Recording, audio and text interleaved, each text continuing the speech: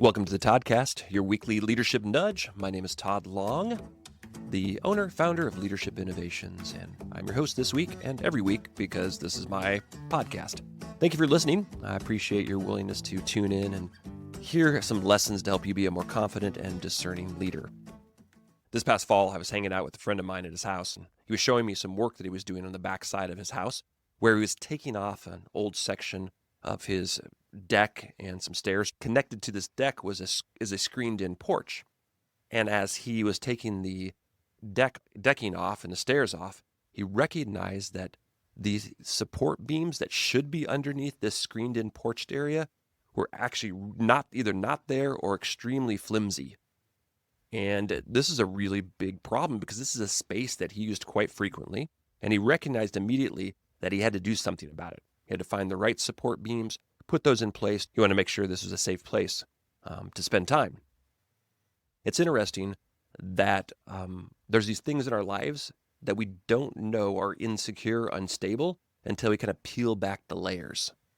And then we look a little bit deeper and recognize, wait a minute, there needs to be better support here. Some things that are going to be helpful so we can ensure that this entity of our world, our life, is actually stable and we can get the results that we want. I love this topic because it's a frequent conversation that I have with individuals working in organizations and businesses. So let's make this happen. Welcome to the Toddcast, your weekly leadership nudge. Welcome to the Toddcast, great ideas you'll love. As I said, our topic today is supportive accountability. And over the past 25 years of working with organizations and people in those organizations, I quite frequently hear this phrase, or these phrases: we need better accountability. We need more accountability. We're not accountable. Does that sound familiar? And if that phrase or those phrases are showing up in organizations, that tells me that expectations are not being met. When expectations are not being met, then there's irritation that shows up, and we're not getting the best results that we're striving for, and there becomes a culture of potentially complacency or a culture of apathy or actually a culture of poor performance. And what I want to do is I want to talk about this, what I'm defining as supportive accountability. I want to talk about how to make this actually happen. I want to look at also the relationships where this can happen, and then give you some try-it-out tools so you can put this into practice. So let's start with what is supportive accountability. And this is my definition, which I think you'll resonate with. Supportive accountability is a willingness in a helpful manner to ensure someone else completes a clearly defined task. So let me repeat that definition. A willingness in a helpful manner to ensure someone else completes a clearly defined task. I'm going to break this down a little bit.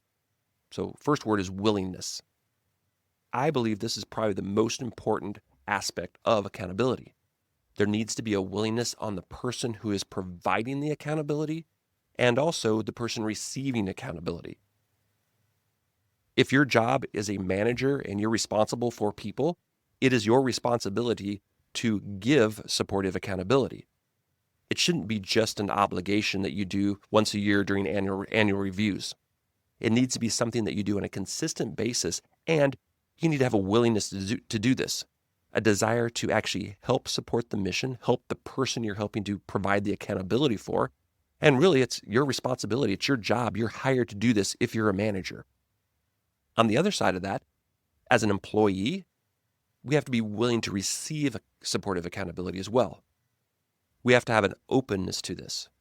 And I look at my career over the years, and there were managers that were great at providing supportive accountability.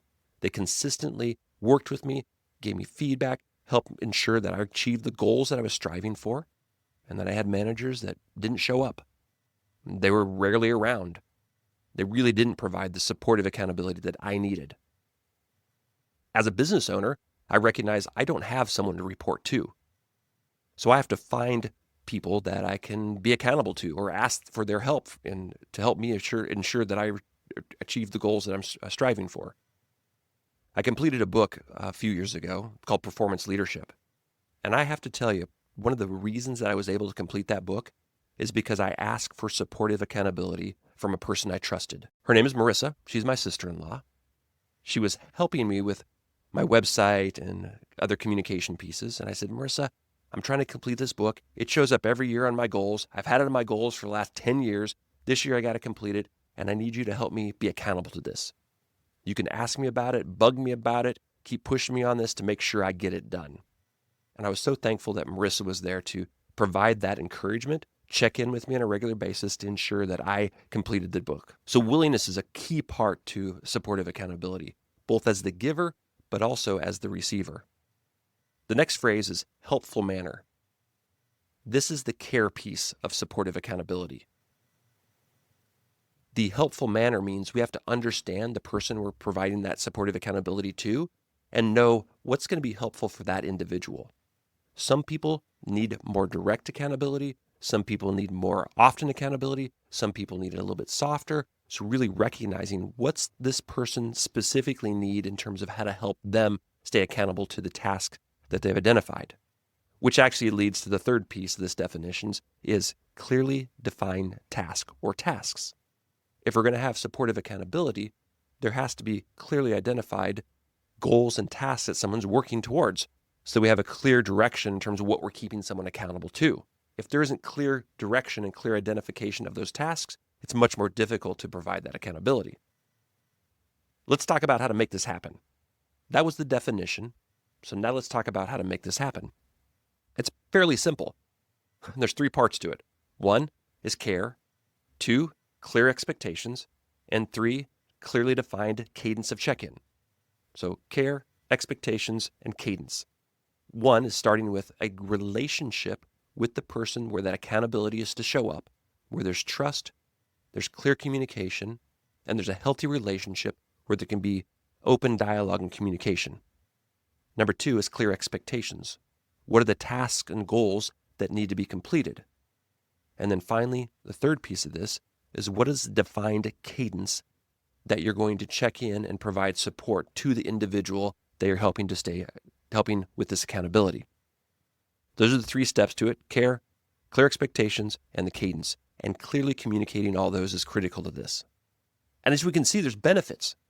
I mean, you can intuitively recognize there's benefits in the relationship because there's trust, there's support, there's genuine conversation.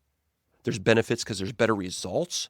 It's been my experience over and over again when I have that supportive accountability that my results actually are better. And then the third benefit of this is there's actually personal growth.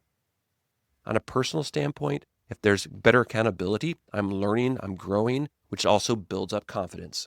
So there's compelling reasons to provide supportive accountability to the individual and also to the organization. If you have an organization that this is part of your DNA, that everybody provides supportive accountability, see how you can exponentially help the organization thrive and grow and benefit from that. I want to talk about the different types of relationships supportive accountability can show up in. There's obvious relationship if you're a manager and you have employees that report to you. That's a clear defined relationship where there should be a supportive accountability, and it's your job as a manager to provide this. This can also show up in peer-to-peer relationships, which can actually be a really powerful way to give and receive accountability. An example of this is workout partners. If you've ever tried to work out on your own, it's much more difficult. But if you have somebody that's willing to show up at the gym with you and work out with you as a friend, you're more likely to actually make that happen. Third relationship is an employee to manager relationship. As a manager, you can actually ask your employees to help you stay accountable to the tasks at hand.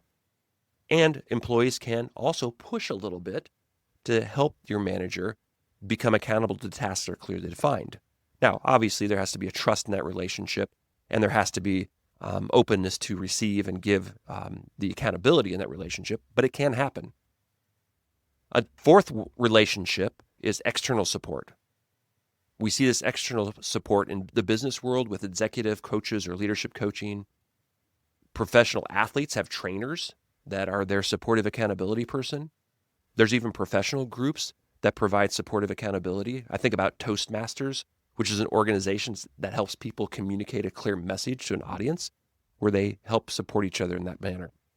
So those are some different relationships you can consider as you put this supportive accountability into practice.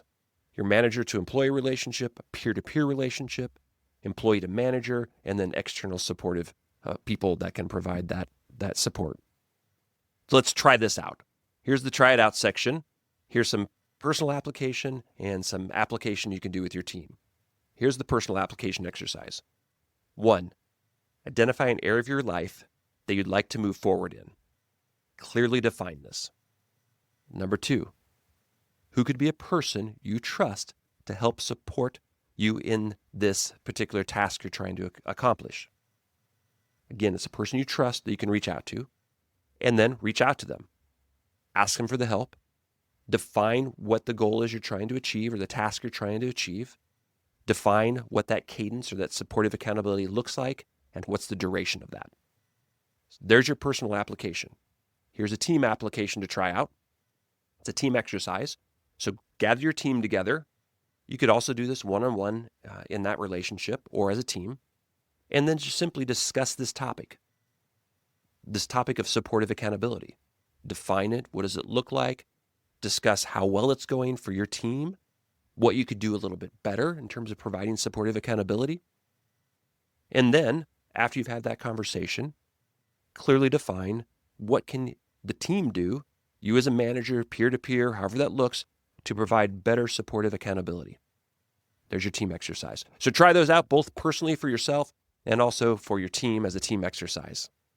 Here's your quote of the week. It's from Brene Brown. Clear is kind, unclear is unkind. So clear is kind, unclear is unkind. Thank you so much for listening to the Toddcast. If you like this episode or other episodes, please share it with your friends. Push the like button, subscribe, comment, provide a 5-star review if you're willing to do that. So I pray your day is filled with joy and goodness and that your heart is open to receiving supportive accountability. Have a great day.